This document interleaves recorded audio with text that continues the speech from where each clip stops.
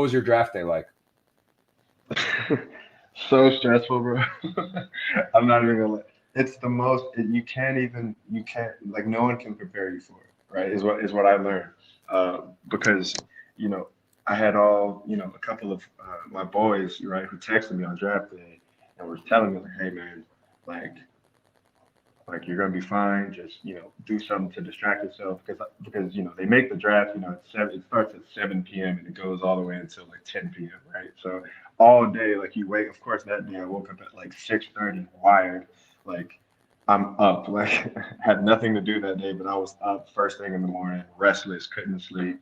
I'm just like, man, like, because you're just wondering. You never know. You don't know. In a snap of a finger, you're gonna be in some city, maybe that you have or haven't been to, right? Around people that you may or may not have, met before, just trying to compete, right? On the next level, trying to, make a name for yourself. So there's a lot of, kind of built-in anxiety, and there's really no way to prepare for it. I was in Atlanta at the time. I had never, it's crazy because I had only been to the Georgia Aquarium like once, right? Doing that, I like went to the aquarium and like walked around every like exhibit in the Georgia Aquarium that day to try to like burn time.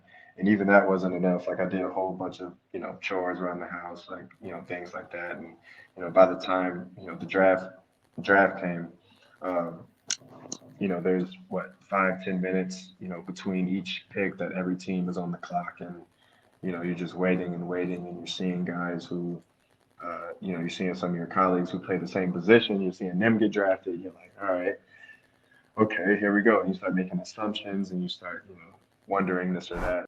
So I kind of, took the approach of looking at it kind of the same way I looked at, my recruitment out of high school. I just wanted to go somewhere that, I was valued in, and go somewhere that, they would see, my value and what I brought to the table, and would try to utilize me in any way that they could, so that I could try to help bring the team success.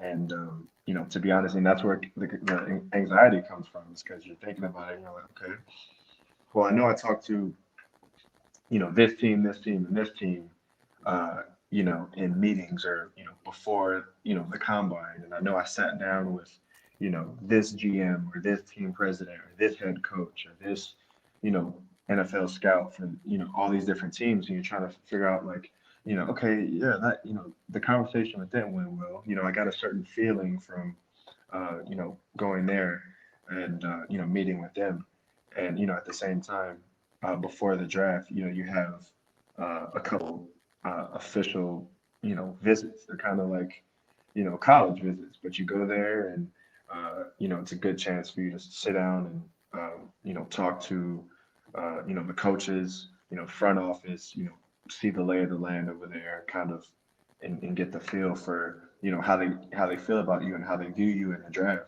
And a lot of times you can get a certain you know gauge for, okay, I could see them drafting me, right? So but at the end of the day, you can do all of that. It's crazy, man.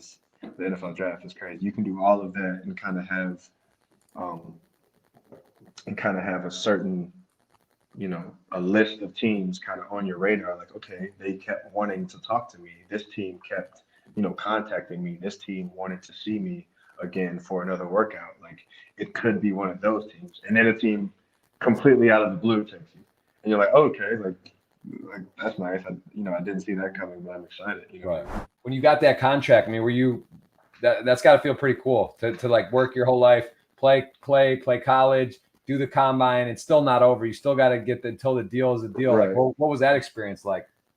No, it was it was dope. Especially, uh, I never came from money, or anything like that. But at the same time, I had already um, contacted a financial advisor. I had already hired one at the same time. So it's like they give you, you get a signing bonus in the summer, and then every rookie plays under essentially the same salary their first year. So no matter if you were the first overall pick, or if you're the last overall pick, I mean, the last overall pick in the draft, your salary, will be the same. It's the signing bonus that will be different. up front. So you get that, in the summer, and then that gives you, extra, a little bit of extra, incentive, because a lot of times, this is money that guys have, never, seen before. And with that comes a lot of responsibility as well. It comes a lot of, expectations. I mean, here, the NFL is, yes, it is about, there's a lot of money in it, but at the same time, there's a lot of expectations, with that as well. And that goes for how they expect you to, hold your, present yourself, how they expect you to represent the team, how they expect you, to play on the field. And so all of those things, you have to be very professional and serious about. The number one thing that they tell you when you come in as a rookie is that you're going to have to learn how to say no, and have those uncomfortable conversations. And they tell you by any means, if you have to say no,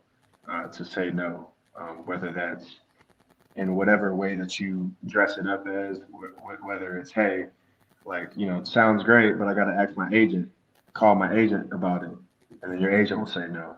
Or like, hey, it sounds great. I would love to do this for you. I would love to, invest in this, or I'd love to support you in this way. But, let me ask my financial advisor about it. And if you want it to be no, the financial advisor will say no. But that's the main thing that they tell you is be comfortable with saying no, because at this level, when a lot of your time, if you want to be a good player, a lot of your time is already being demanded. If you're willing to put the work in, that when you do finally have some off time, it's not fair to yourself, right? To stress yourself out and think that you have to be in 1,000 places at once. Obviously, there's going to be, you're going to have family coming in town. You're going to have, if half the guys in the locker room are married with kids, so they got their own family dynamic at the house. Um, and that's, a whole nother conversation in itself. Having to go and, go to practice and do this, and that, and then come back and, you still have to be a father. At the end of the day, half the locker room is doing that, right? So, I can only imagine, and I don't have a family yet, so I can only imagine how it would be, coming home, and you still, have to be, a father, and still having to dodge, people coming from left and right, asking for this, asking for that, asking for, time, asking for money, and you just got to learn how to, in the best way that you can, man. There's nothing wrong with giving time at all. There's nothing wrong with giving money here and there at all.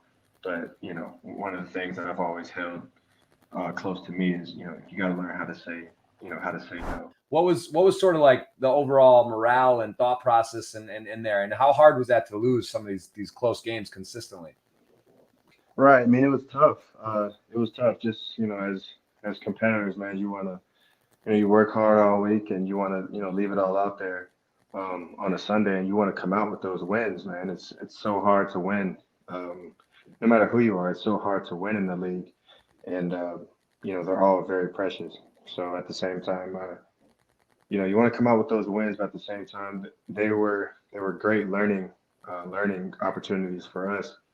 Just knowing how delicate, um, just knowing how delicate every single situation and every single um, drive.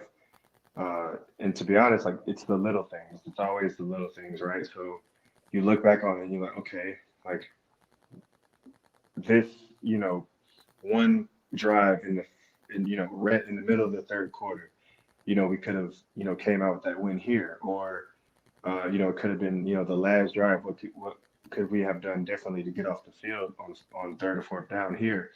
And I think when there's that communication and that amount of honesty and transparency within the team, that we have, it forces every individual to kind of look back on himself and be like, what could I have done to help us come out on top in that game? And if you got a whole locker room with people doing that, that's amazing, man. Especially in an age of in the world of where everyone wants to kind of run away from responsibility, run away from blame, man. To have front office and a coach to be like, hey, this is on me. I take the full brunt of this, of why we didn't come out on top. You know, that being in Dan Campbell, man, he's the man. He'll come out and be the first one to say, hey, it's on me.